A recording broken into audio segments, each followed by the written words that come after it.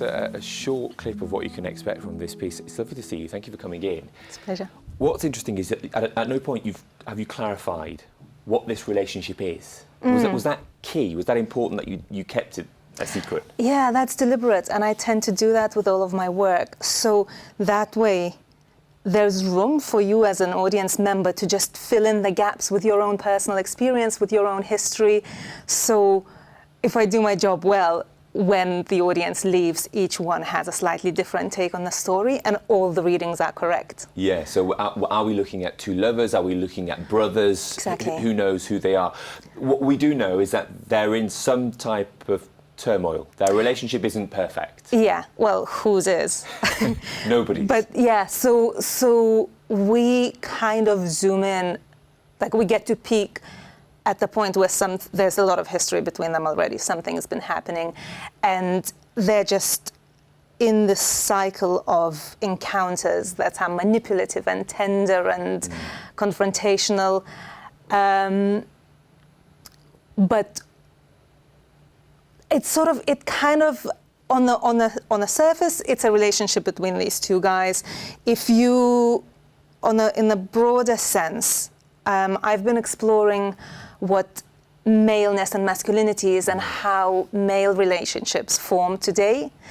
And also it's really a reflection of all of our relationships and how social stereotypes and self-expectation and this labeling really affects how we feel and how we forge relationship with others. Yeah, it breaks down that social norm, doesn't it, when you see two men on stage performing in this way, and it makes us think about kind of what life is and how everybody is the same to some extent. Exactly. In terms of the audience's reaction, you mentioned that everybody comes away with a different experience.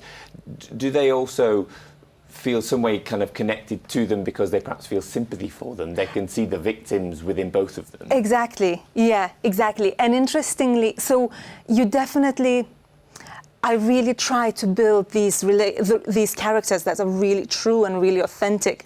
And in the way they're kind of, at times, true to the performers themselves. Yeah. So the process has been tough sometimes for them. But yeah, because the characters are so real, I hope audience do connect to that and maybe kind of find themselves or their families. I mean, they live next door. Maybe it's someone who lives next door to you. Maybe it's your neighbors. Maybe it's your family. Who do you know? Yeah, and that brings it home to London, doesn't it, to some extent, because actually we don't really know who we live next door to. We're not sure who our neighbours are. Just tell us through the process of working with these two gentlemen in terms of creating the piece. Were they professional dancers beforehand? How did you find them and cast them? So both Nick and Mark are professional dancers. They've had long careers. Nick has been working in Canada he's British originally, but moved to Canada, worked with, I don't remember which company, but for several decades before moving back. Mark had a career in Germany and Croatia before moving back, so they are seasoned stage wolves, and it shows. The weight, the character, the history they bring with them is just fascinating. And I think, I mean, you'll note the age. That breaks another stereotype of what a dancer is. Yeah, of course, yeah. And that just is part of the casting and part of creating the story as well.